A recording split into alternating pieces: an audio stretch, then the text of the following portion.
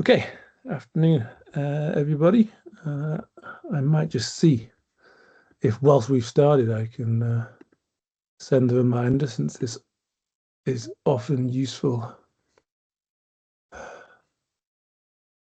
No, I can't send the reminder. Never mind. I've got a lot of folk join using the reminder, but I can't. For some reason, Microsoft doesn't want to let me send the reminder. But welcome to what is our 221st Reading Online Sports Economics Seminar.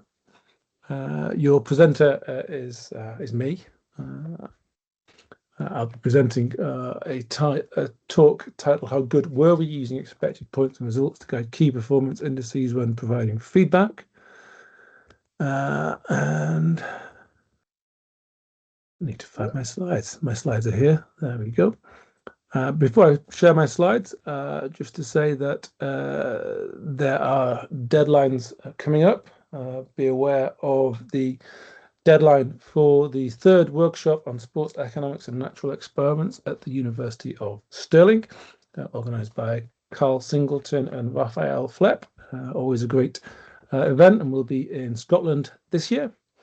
Placido Rodriguez has put out his announcement for the next, maybe the final 20th Gijón Sports Economics Conference, May the 7th to the 9th. And the abstract deadline is April the 1st for that, and I will put more details in the next reminder that I send for this series. If folk are able to let others in while I'm presenting, that will be really helpful, because otherwise I may well struggle to see who's trying to join the meeting. But what I'll do now is I will share my slides. The other thing to say is that we are, of course, generously sponsored by the Sports Economics Review. The Sports Economics Review is also sponsoring the first Central Asian Sports Science Conference. If you are interested in attending that conference, the deadline did pass for abstracts, but if you are interested, do get in touch. And the Sports Economics Review will always be a good home for papers in sports economics. Okay, so this is a piece of work that, as everyone always says, is very much work in progress. It's a fledgling piece of work that I'm working on with a number of co-authors, some of whom may well be here to take all the tough questions. I'm into full screen. As you can see, there are a number of folk on the project: Rodney Poole, Francesco Verso, Justin Ehrlich, Shane Sanders, and Hamid Ekbir from Syracuse University in the US, and then Darren Oil from Oldham Athletic, and we're working together. It's a project for a submission for a chapter on sport and AI. The title is "How Good Are We? How Good Were We?" So using expected points and results to guide key performance indices when providing feedback. So the context is, of course, football. And my apologies for those who don't like football. I always apologize to my sports economics students, because by and large, my sports economics course might as well be a football economics course. Just say, please do ask questions as we go along. I should be able to admit people. It looks like it's giving me prompts. If you put your hand up and I don't see it, just interrupt me, please. That will be absolutely fine. That will be delightful.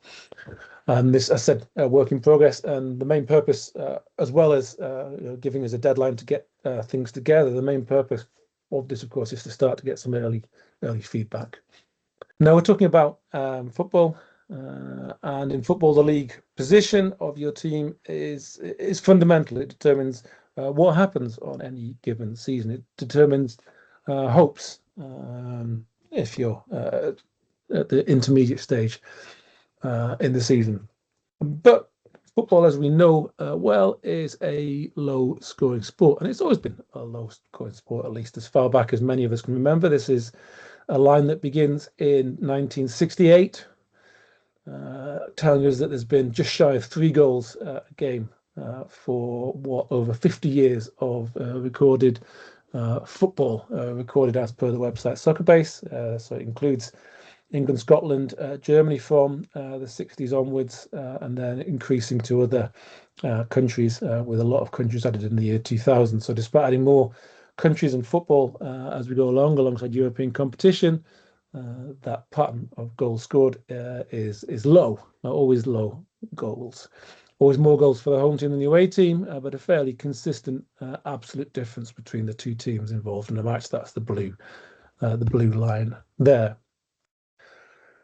So it's a low scoring sport, therefore goals scored, points won might be quite a noisy metric, and it might mean that we can get to any point in the season and think, well, maybe my team isn't doing as well as they should. Maybe we should be doing better.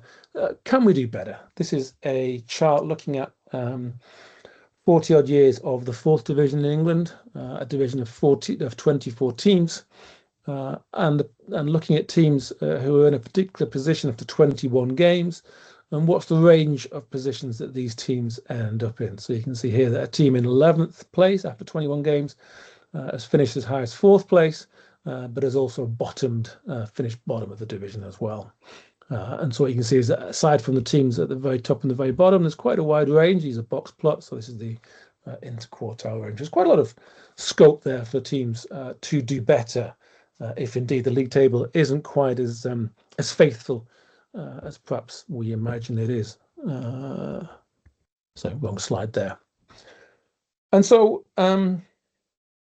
given we might think the league table maybe lies, this is the saying, of course, the league table never lies. Maybe it's not represented because we've got a low-scoring sport, and therefore we can have patterns of play that don't necessarily reflect how strong teams are. Then, well, we've had an explosion over the years of analytics in football. So I've got a little description here of, first of all, models of goal arrival, very early models. Sorry, I didn't expect that to happen.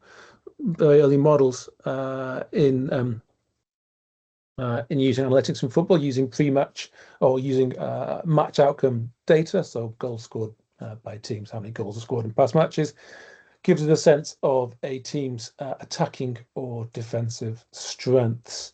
And these are Dixon and Coles is a famous reference. Rui Salverson developing that as well. But these are methods based on pre-match and what we might think about as fairly basic outcomes. This is an idea of attacking and defensive strengths.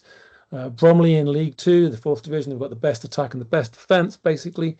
Certainly the best attack, and they're also top of the table. My team down here, Oldham Athletic, they also happen to be in 16th place in the table itself as well. And so perhaps on this basis, things are reasonably faithful, but not particularly strong attack, but nonetheless a reasonably strong defence, certainly for teams in the nether regions of the league table.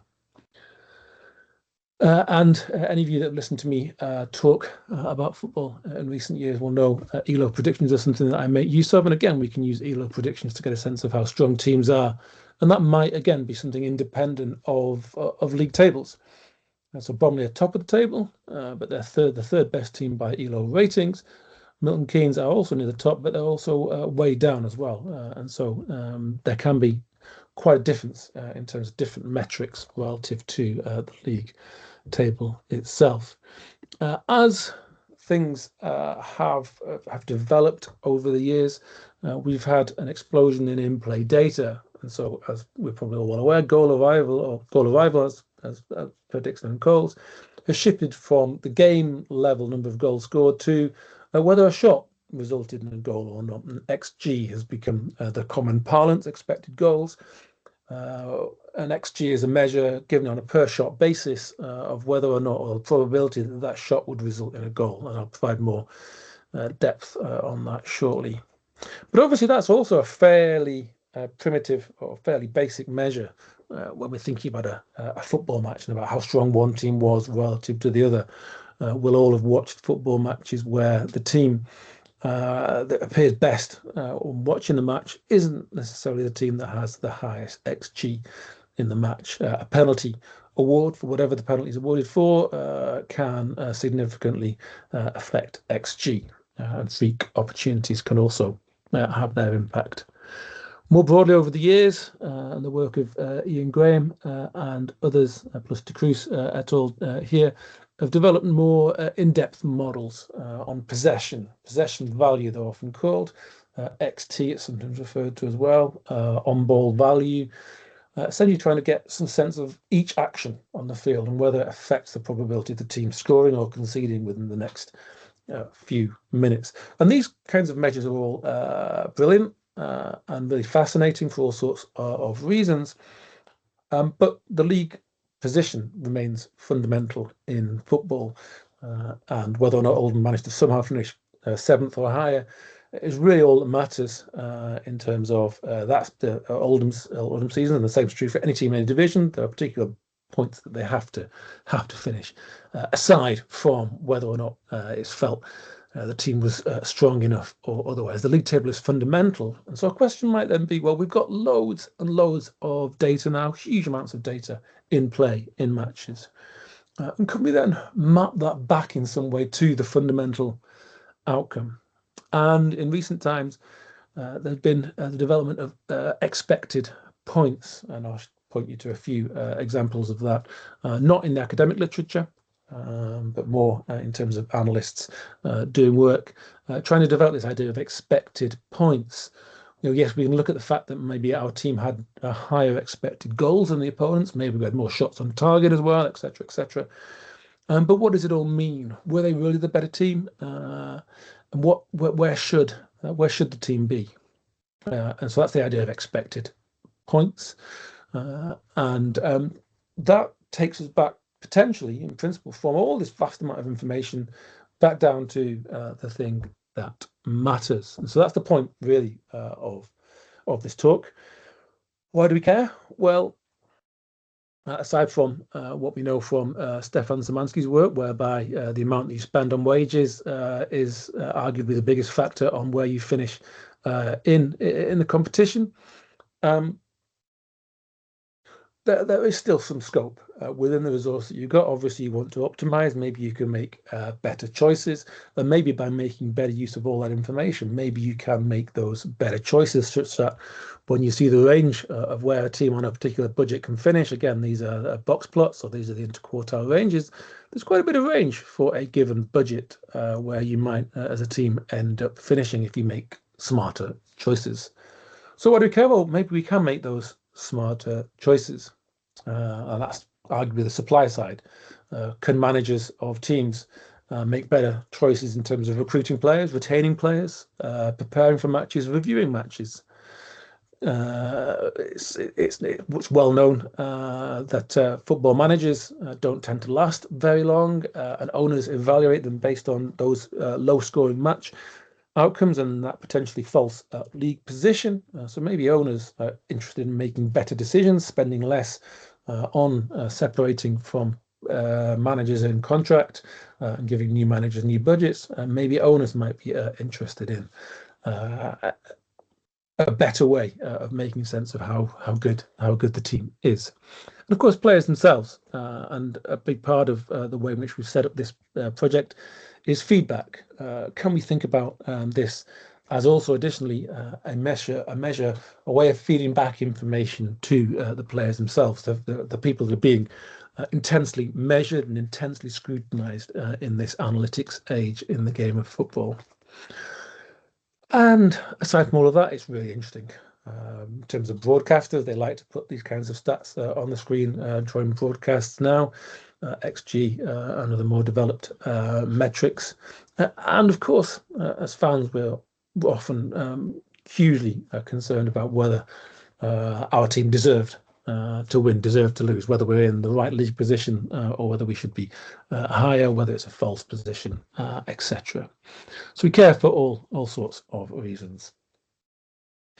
And so what we're going to do is we're going to think about this expected points method.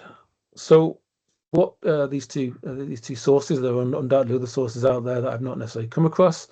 There's a website, Understat, which does the same for the Premier League. Obviously, the Premier League is the one that's most covered by these kinds of methods. Footy Stats is interesting because it does go down to League 2 level. What Footy Stats does is it says, well, okay, you've got XG, quality of shots that you created in a match, and some kind of metric, imperfect or otherwise, of how the game went. Well, let's round that to the nearest number, and that gives us a match outcome. So if your XG was 1.8, you're rounded to 2, and if your opponent's was 1.1, they're rounded to 1, and you've won 2-1 in principle, even if the opposite actually happened in the game itself. And that then creates a match outcome that you can then calculate points and goal difference for. And so you can then think about expected points and an expected points league table. There's another analyst, McKay Johns. Ian, go ahead. I might have asked this before, but I'm always curious about the XG number, because whenever I see a football match, often I'm quite surprised what the XG figure is. It doesn't seem to very often match up with my impression of what's gone on, particularly when I see the one at halftime. They always flash up the stat at halftime. I think, really? So has work been done trying to validate the XG to see whether it really does match up with the goals scored in aggregate at the end of the season? Yeah, so that's a really good question, and that's kind of the first step that I'll do in this presentation, because it's something that concerns me as well. I often look at the XG after the game and think, how on earth did that number come around? And there's a particular game we had recently where the winning goal was a striker putting it into essentially an empty goal, but that was given an XG of 0.13. So there's all sorts of cases where you think, I'm not too sure about that. So for me, a first step really is to think about that as potentially the most important ingredient in a model like this, is to therefore think about how reliable that is. So I'll show you a bit of stuff that I've done shortly, which may or may not be convincing. But basically, so to carry on, McKay Johns, an analyst with a strong web presence, impressive web presence, his approach to getting a match outcome from XG or in match stuff is to take XG, because that's arguably the best, or feels like the best measure of in-match information. But rather than rounding, as Footy Stats do, it simulates each shot. So each shot in the game, shot in the first minute, the 7th minute, the 15th minute, etc., has an XG, 0.01, 0.5, whatever it might be. And so simulate shots so basically simulate the match and take each shot and give it a 0 or 1 based on the expected value, so the probability of that shot going in. And in doing that, you then again generate a number of goals for each team and a match outcome and goal differences, and you can calculate league points. So these are methods that are out there, and they're interesting. What we propose to do is think a little bit about evaluating these kinds of models. Obviously, evaluation is a tricky question when you're thinking about a latent concept of how strong is a team. There's no objective measure that we can use, but we'll think a little bit about that. We'll think a little bit about modeling expected points using a regression framework. So think about it more in a probabilistic sense. So an ordered logit or probability model where we can get probabilities of the outcomes, and then we can think about expected points that way, as the probability, 3 times the probability that we win plus the probability we draw, and generate expected points that way, and expected points tables that way. If we do that, we can quite quickly expand the number of in-match metrics that we use, and we're not relying only on XG anymore. We can use shots and shots on target. We can use completed passes in the final third, pressures, tackles, clearances, all sorts of bits of information that may matter and fundamentally may be important in different ways for different players in different positions on the field. And then in that sense, we then move ourselves towards methods where we might be able to feed back to the players involved. If we think that the goalkeeper plays a particularly strong role, or centre halves, or the fullbacks, wide midfielders, forwards, Well, we can sum up these metrics by player, and then we could think about potentially contributions by position. That's a work in progress idea. Really, I'll show you a little bit related to that in the presentation today, but that's where we're going to go. Think about evaluating these kinds of models and having confidence in the data that we're making use of. Thinking about expected points in a more probabilistic manner, and then thinking fundamentally about how to make use of that and ideas we might use for that. Okay, so I've mentioned the preliminary step in my mind is thinking a bit more about that fundamental measure, XG. I think as part of an evaluation probably also is the extent to which that is the most useful piece of in-match information. The other thing to say, in relation to methods like Dixon-Cole's methods traditionally, is that they're all pre-match, and therefore you're thinking pre-match about what's going to happen in the game. What we're looking at here, when we're thinking about expected points, is entirely within match focused. We're thinking about how did the events in the match transpire such that we saw a particular outcome. Because in principle, that idea of expected points is, well, who should have won? Can we get some kind of measure, some kind of number that says, well, yeah, we should have won. If our probability of having won that match after the match, given the events that took place in the match, is 75%, 80%, then yeah, we should have won. That's kind of the idea. So it's all entirely focused in match, which limits the out of sample focus of this, at least as the presentation is structured today, because we could think about, say, estimating up until the end of last season and then apply the model to games this season, and that would be a measure of whether the extent the way in which football matches have been taking place historically are still taking place now, and there's undoubtedly interest in that. But if this is a metric of feeding back, then it kind of by design is a metric focused on the in match itself. So that's just a kind of another preamble for this. But XG, as mentioned, XG something that's developed over the last 20 years or so, shot by shot measure. Each shot has an XG attached to it and gives you an idea of how good that chance was. And so we look at each shot, and at least in terms of how we evaluate it here for now, we're looking at what's often referred to as a calibration test, or a Min-Suzanowicz regression test of a forecast. We've got for a shot S, we've got an XG rating for it, where XG is between 0 and 1. And then we're going to look at the outcome. So 1 if the shot was a goal, 0 otherwise. And we're going to look at this regression here in equation 2. And the idea is the XG all we need to know about that shot? If that shot is given an XG of 0.2, does it go in 20% of the time? If we find coefficients for alpha and beta that are 0 and 1, that tells us that is the case, and that therefore our XG is an efficient forecast. It might be quite varied around that. There'll be quite a bit of variation. That's a different question. But at least we would be able to say that on average, if we saw that a shot had been given 0.5, then half of the time it's going to be a goal. So we're going to look at it on a shot-by-shot basis first, and then we'll also look at it cumulated to match levels. Of course, that's a completely different question. XG is calculated for each given shot. Obviously, I guess that's something like a Bernoulli trial, a 0-1 outcome.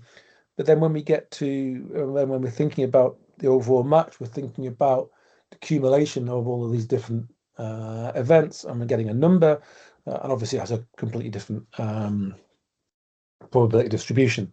I should have an equals there. So it's kind of capital XG is equal to the sum of all the shots for team I, and their XG, and how that relates to the match outcome. I think also, as Ian mentioned, looking at that on a seasonal basis would be really interesting.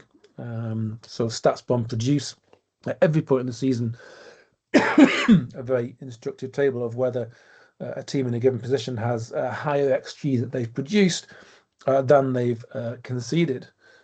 And a question there really is, you might feel that that's got some kind of predictive power, but actually does it? And that's not something that I've done yet, but it's something that's very much something that I think would be interesting to do. So that's the first step. And then what we'll move on to, after doing that, we'll move on to thinking about expected points. And what I'll do is I'll just skip on to the expected goals bit first of all, just to kind of talk through that and get that out of the way. So our data is from StatsBomb, and it's League One, League Two, and the National League in England from 2021 season to the current season. In the current season, it's also the National League North and South. Those are the 6th levels, and it's the Scottish Second Division as well from 22-23 season onwards. That account comes to 10,000 matches. And we have event data for that, but obviously when we're thinking about shots, we're thinking just about the shots in those matches.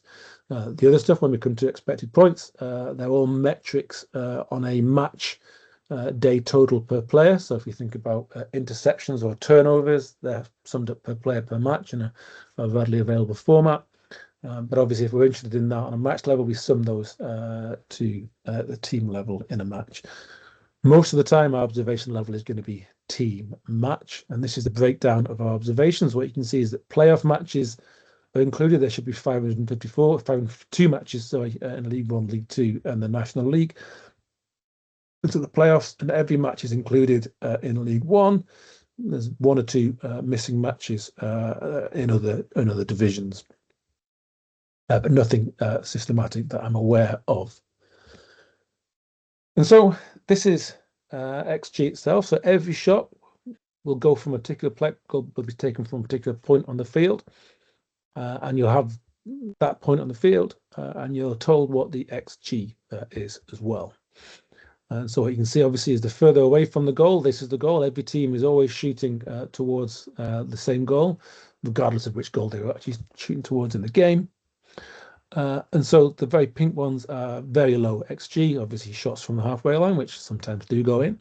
I've got a very low XG. And then the closer you get to the goal, the more red is your XG, over 0.8. So a shot on the goal line, you'd expect to have a pretty high XG. The black dots here are penalty kicks. They get automatically given an XG of 0.78. So I guess reflecting the idea that 78% of the time, penalties are converted. And so on that evaluation, this is what XG looks like. First of all, we've got the distribution of what XG shots are given is this histogram pattern here. You can see that most shots are given an XG of somewhere about 0.05, so about a 5% chance of going in, or maybe slightly less. Most of the shots are less than 0.1 XG. And then there's a spike here. You can maybe able to guess those are penalty kicks. And then this line here, so the right-hand axis is the number of shots we've got in these bins in the distribution. So you've got 25,000 plus shots that were given a pretty low XG, so speculative long-range shots perhaps.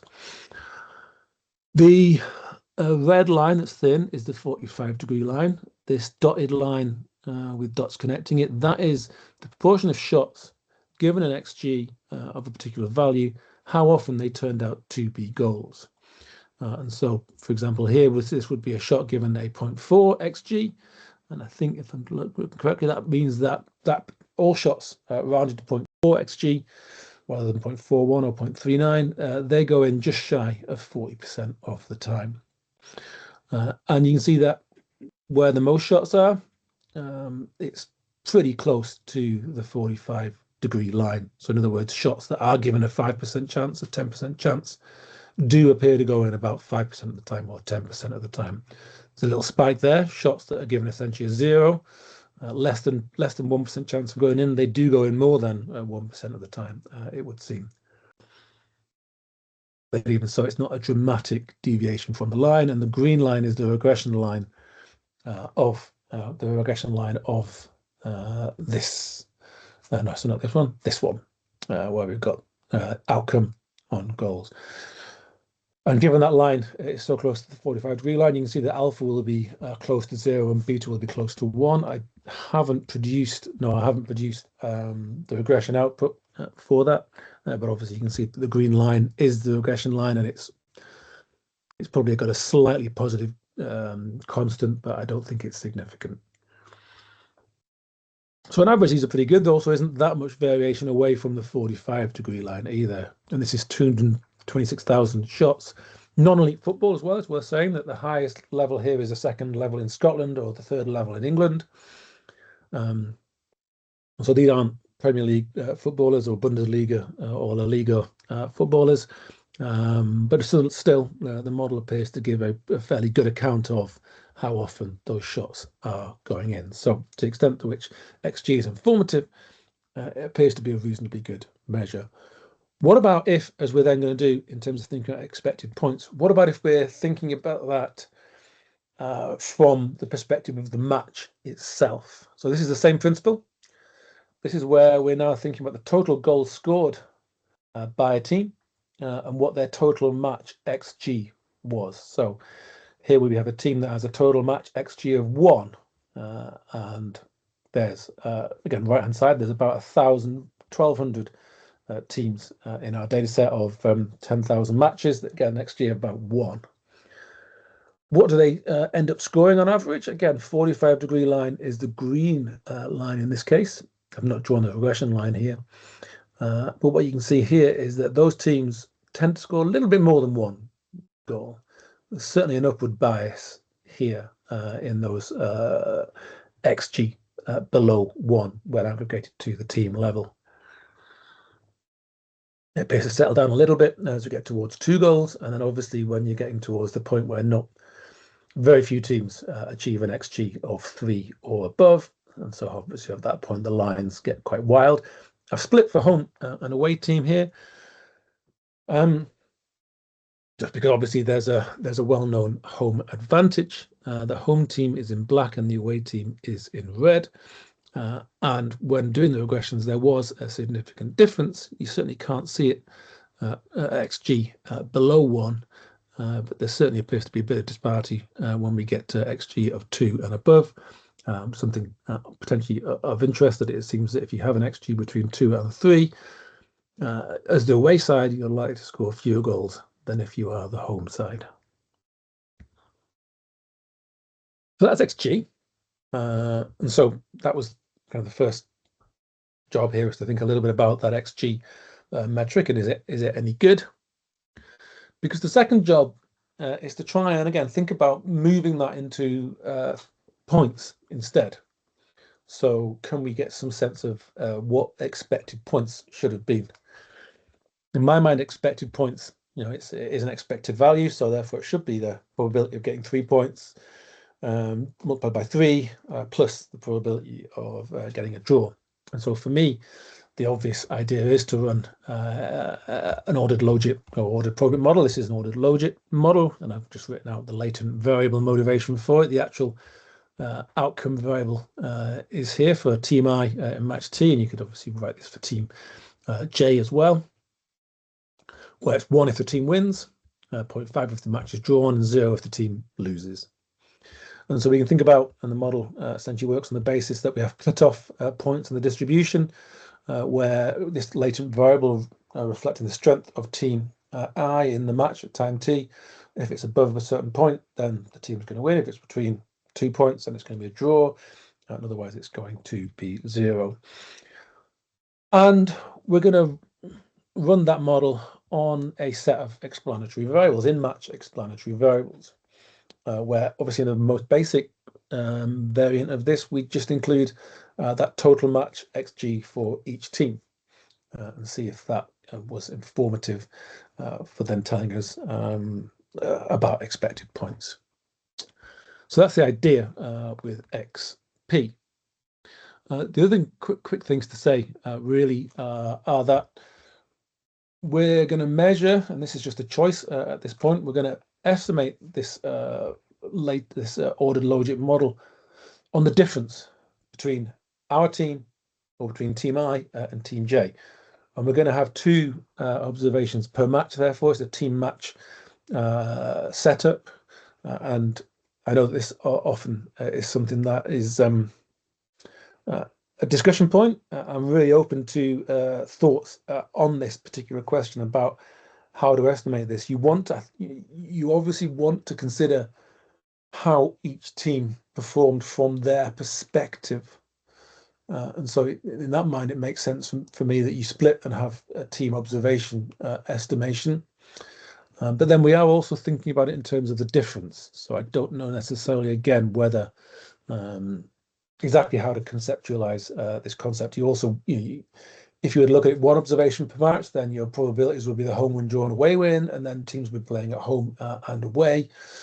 So for the moment, we've got team match observations, and we're looking at the difference. So on the most basic model of 4, X would be the difference in XG between my team and my opponents. So if I got XG of 2.1 and my opponent's got XG of 1.9, then X would be 0.2 for that game.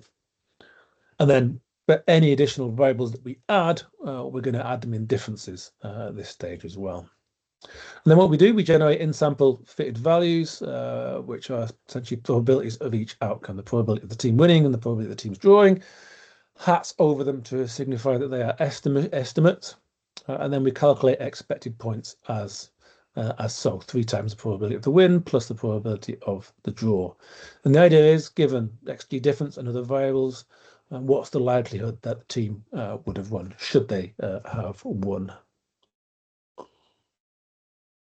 Then adding more variables, said adding in shots and target, final third, passes, all sorts of other variables that we think might be important.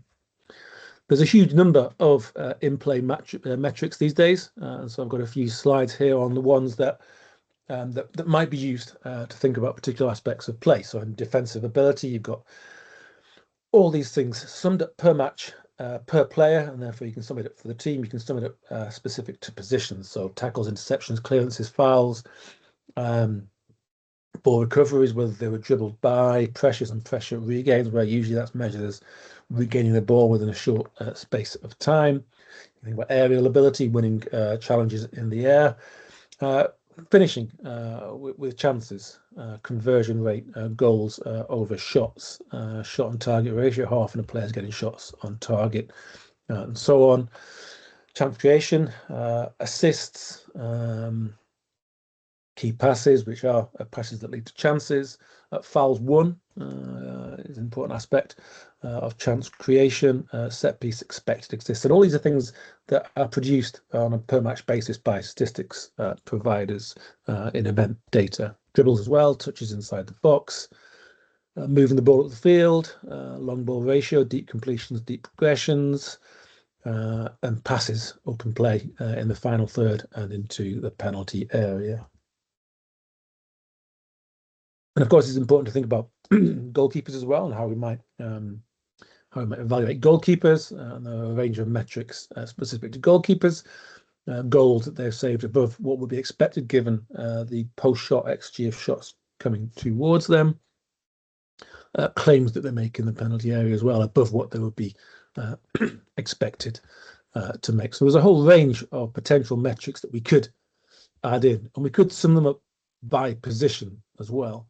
And in doing so, if we think about creating expected points for the whole team, in principle, we could think about expected points and contribution by positions. And I'll only talk a little bit about that today because that work is still firmly in progress.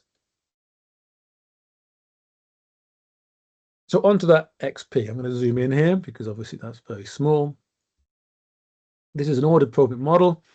The cutoff points are not here, but you can see we've got 10,000 matches, so doubling it comes to over 20,000 observations. And the coefficient, as you can imagine, on the non-penalty XG difference is about 1. And again, it's not clear to me exactly how to interpret that, given it's a ordered logic model. But just as suffice to say, we have estimated that model. What we've then done is we've expanded that model a little bit to say include shots on target, one of the things that I think is interesting here is that obviously a shot on target is better than a shot off target, and indeed a shot off target is counterproductive, waste of possession. But obviously, if the shot's on target, then overall the effect is positive. And then in the third of these models that I've presented here, we've added in a range of additional measures. So passes and forward passes. So again, a forward pass more valuable than a pass that isn't going forward. Variables that are insignificant here, interceptions being a positive variable. A team that's making more interceptions tends to be more likely to be a team that does well in terms of drawing or winning. A team that commits fouls, less likely to do well as well. And there's a lot in these kinds of models, and I think I'll be keen on comments and thoughts about how we might optimize estimating these models, because there is a real there's a huge sense in which it's almost impossible to really get a sense of the entire game state, because clearly if you are making lots of pressure regains, it means you've lost the ball a lot in the first place in order to be regaining the ball.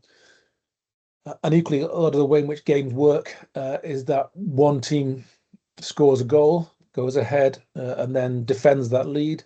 And so the other team may well get a relatively high XG, but that's because they're losing the game and fighting to get back into the game, a game that they're being fended off successfully by the superior team. And so we're interested in ways in which we might better capture in-play information. But so far, what we've done is we've estimated these XP models. Manuel, go ahead. Hi, James. Thank you for the presentation so far. I wanted to ask you, do you know the value of the R squared of this different specification? Because I will be interested in how much all the other variable add to the explanatory power of the model with the XG only. Yeah, so because these are ordered logit models, R doesn't produce that straightforwardly. I've also been estimating them as linear regression, so linear probability models, even though I've obviously got the 0.5 in there as well. When doing that, the R squared always tends to be between about 0.4 and 0.6, depending on how much stuff goes in there. So they're not, because I mean, I think I know if your question is obviously to what extent are you know, is a model really capturing what's going on in the game and the variation in the match outcome? I think my interpretation so far is that we're capturing some of what's going on with these in-play variables, but you know, far from everything. Okay, thank you. Thanks, Manuel. And then there we go. So then, okay, so I've got the same method of evaluating these models as with XG for these three models, which is to look at what their predictions then are. So this is the XP model just based on XG. And so what we've got in each panel, we've got the win outcome for the team, the draw outcome, and the loss outcome. So the win and the loss, given we've got an observation for a team, are essentially, I think they probably are identical. They look at, and obviously the draw has a truncated distribution with the highest likelihood of a draw being about 30%. And the histogram again is the number of probabilities that the model produces in this range, and so the most probabilities are between up to about I guess up to about 0.6 or so, and then tailing off. And then what we might hope is that our if our model predicts that the team is going to win with a 40% chance, we'd hope that they win with about a 40% chance. And again, this is saying that that is the case. Obviously, if we're looking at then 80% chance to win, things get a bit more noisy because we've got fewer observations. I haven't put on the number of observations on the right-hand side, so you can't get a sense of just how many there are, but you know that overall there's 10,000 matches. And obviously with the draw is quite variable within that truncated range. I think that's quite conventional for folk that have tried to predict the draw. That's just looking at XG alone. If we add in shots, or shots and shots on target as per that second column, then we get this. If I zoom out a little bit, might be that we can see a slightly different distribution of probabilities and a slightly less volatile, especially in the upper range of the probability. So adding in shots appears to be formative in that sense. I've also calculated mean squared forecast errors for this to obviously get a sense of the variance, if you like, around that 45-degree line, even if it's around the 45-degree line. If there's huge amounts of volatility around it, then it might not be particularly useful as a forecast. And the mean squared forecast errors are about 0.15. I've tended to find that means that the actual absolute difference on average is something like 0.25 to 0.3, which is not out of the range of the kind of things that you see for evaluating pre-match bookmaker odds, for example. So they appear to do a reasonably good job. If we add in shots as well, again, similar to adding in. So if we add in more information, the other things, clearances, passes in the final third, etc., we get a similar thing. We've got again a slightly different distribution from adding in shots. But again, we've got we lose that variability towards the top end of the range when we add in these additional metrics, and that perhaps makes sense because if we only include XG, we only include quite a partial set of information about what happened in the match. Adding in more information that allows us to better cover the probability space, and so we have more observations up here. And when we have those observations up there, they're reasonably good in terms of a match that's given a 90% chance of the team winning. They tend to win about 90% of the time. So that's a graphic way to evaluate these models. There we go.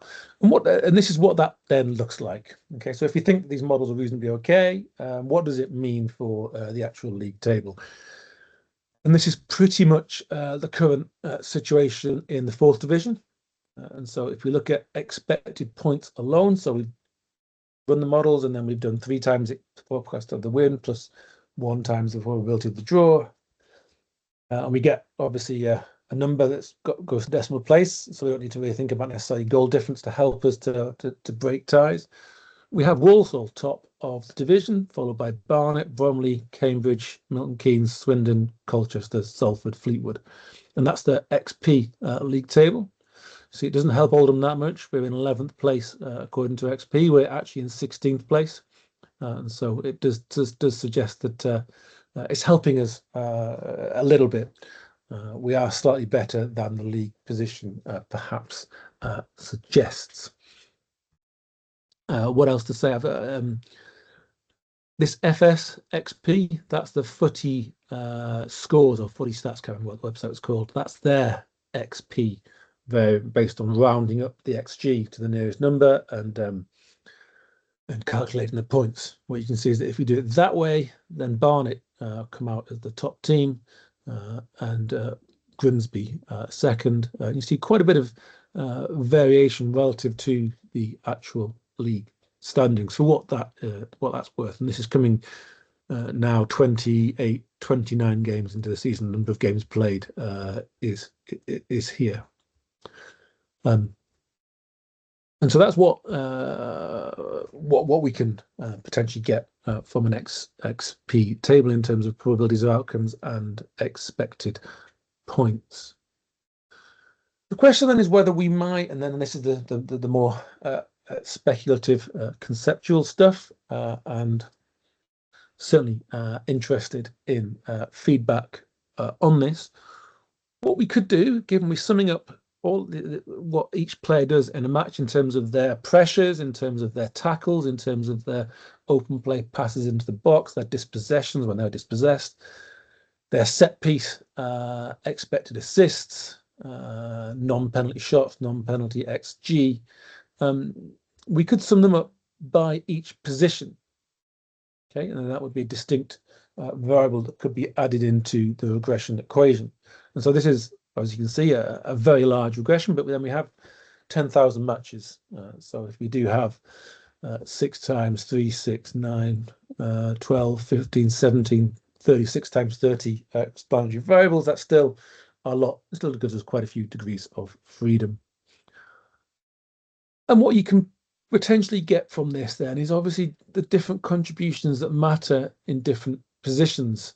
What I'm telling you here is the t-stat in the regression, or the z-score, since it's not a linear regression, but the significance of each coefficient, and obviously you get a sense of the sign as well. And so, for example, for forward players, as you might expect, the XG of forward players is much more important than the XG of fullbacks or centre halves. The shots on target of forward players is much more important than other players, defensive players. Although these centre halves shots on target, most likely to be headers on target from set pieces, is also quite important as well. And that may reflect this is lower division football, although lots of Premier League teams and top division teams using long throws and set pieces now means that might be true also in the top flights as well. And so, in principle, therefore, and you've got other things that might vary by position. In terms of crosses, the usefulness of crosses, balls put into the penalty area. See that wide midfielders, that's obviously very important for. And maybe if your fullback is doing a lot of crossing, that might be negative, because that means they're pushed further up the field and therefore leaving things more exposed defensively. And so in principle, this can then be used if we use the same process to sum up expected points, to have expected points by position, or expected or contribution by positions. And these metrics may also then be used to inform, so therefore to provide feedback to players post-match in terms of how their performance has been, what their contribution may have been. Additionally, they therefore might be useful for a pre-match as well. What did the opposition look like in terms of their different positions on the field?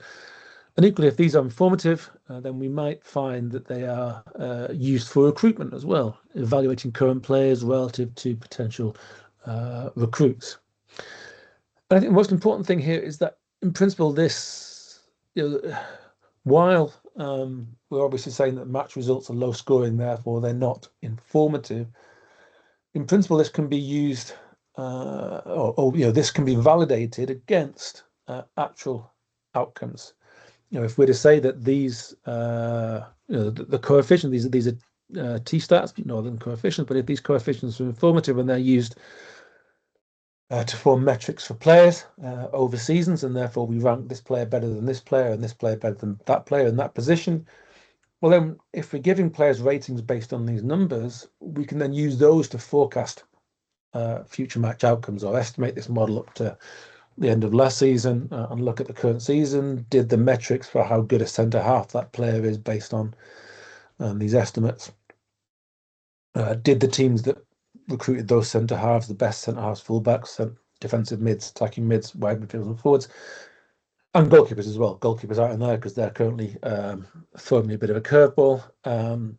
But we can use all of the matches that have taken place to see if indeed these metrics are any good, because if the better teams by these metrics then do better over the season, or over the course of, say, 2 seasons, then that does validate these as informative in a wider sense, rather than just a set of numbers in a regression output.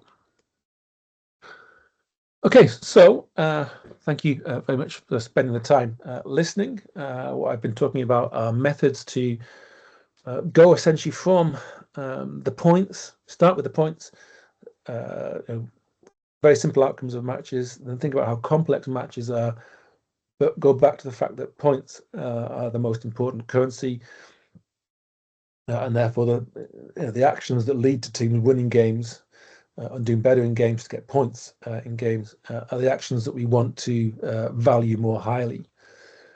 And so we get to expected points.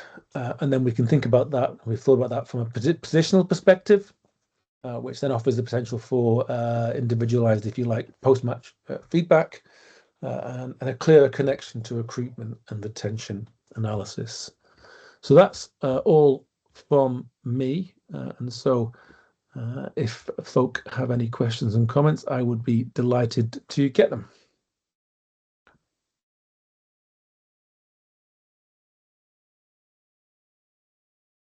Ian. So I think you've convinced me on the XG. That seems all right. It seems to work quite well. But so I was wondering then about the other positions. So you were saying that XG isn't so relevant for defenders and other playing positions. So I wondered, are more complicated advanced statistics coming online? Do you know if that's in the pipeline for other positions? I don't know how you'd measure a defender's like his denial of the opponent's XG or something. I don't know, but are there more? Do you know if there's like more advanced statistics for defenders and other players that aren't taking shots? Yeah, so one of the developments are these possession value models, where you essentially, what these models are doing is trying to give you a probability at any point in the game of your team scoring in the next few moments or your team conceding in the next few moments. And what these models tend to give you then is what the increment was from the next action. So whatever the action that a player takes, whether it's a pass, a clearance, a header, being dispossessed, you can then get a measure of how that impacted the team's likelihood of scoring in the next few moments. And so that's, that kind of seems like, almost the holy grail, I guess. That's kind of what you ultimately want to be thinking about, isn't it? In terms of if you're evaluating the game, what are, you want your players to always be taking the actions that increase your team's likelihood of scoring and decrease the likelihood of conceding. And so that, to me, seems like the, kind of it's something that would be great for informing, how good players are in any position. Of course, that's something that, without wishing to sound elitist, that's something that you and I might find, intuitive and makes sense and is really good. My experience so far, talking to folk in the game, is that that's quite a big step. Because there's a huge amount of communication in that, a huge amount of understanding, that I think you get from having done statistics and done lots of thinking about courses and probability and so on. Whereas if you're someone that spent all your time in football and you know about making decisions in football and winning football matches, the idea of this kind of these probability distributions and cumulative, all this kind of stuff is very hard to understand. So, lots of these other metrics that I've listed on those slides, dispossessions, fouls, clearances, etc. These all seem to be ones that are, more valued.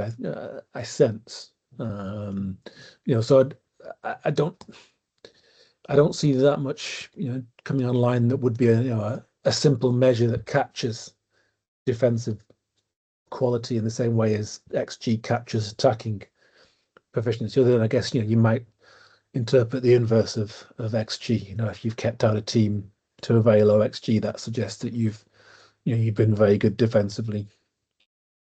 Yeah. I suppose that's the strategy side of things as well. So you might, like, more XG might not always be better. So yeah, if you do the park the bus strategy and try to nick it, you're going to have very low XG. But yeah, hopefully the other team will also have quite low, or at least stop them scoring. Yeah. Yeah, very interesting. exactly. No, I think that's a really important point about the in-match strategies. Whether if you are a team that does attack more versus you are a team that is more defensive, and at the moment, what I'm doing isn't getting at that.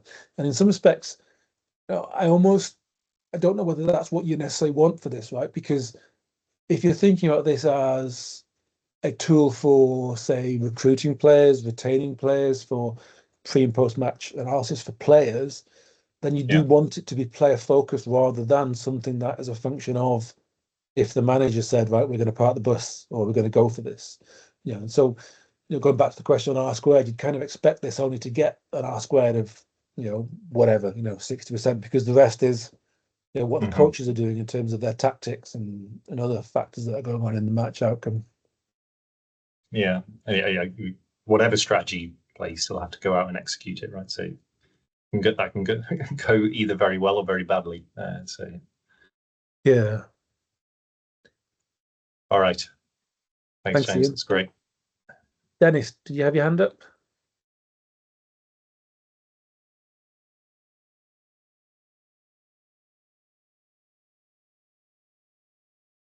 Maybe not.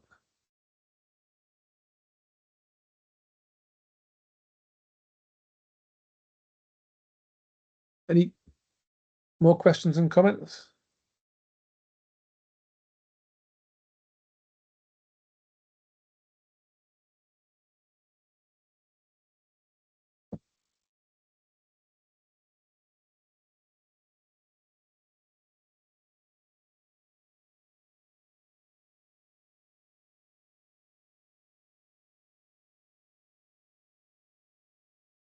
Stop sharing. Looks like a no, in which case you know where I am. And if you have questions and feedback based on what I spoke about, I'd be delighted to get that. So please do send me an email. Obviously, you saw the co-authors at the start of the talk, and so there's plenty of them. So if you happen to know any of the co-authors well, you're welcome to pass on feedback to them. We will meet again next week. And next week we have Julia Engel from the University of Kiel. And she's going to present how men and women respond to failure, evidence from chess tournaments. So thank you once again, everyone. Really good to see folk. My apologies for the slightly delayed start. And I look forward to seeing you all again next week.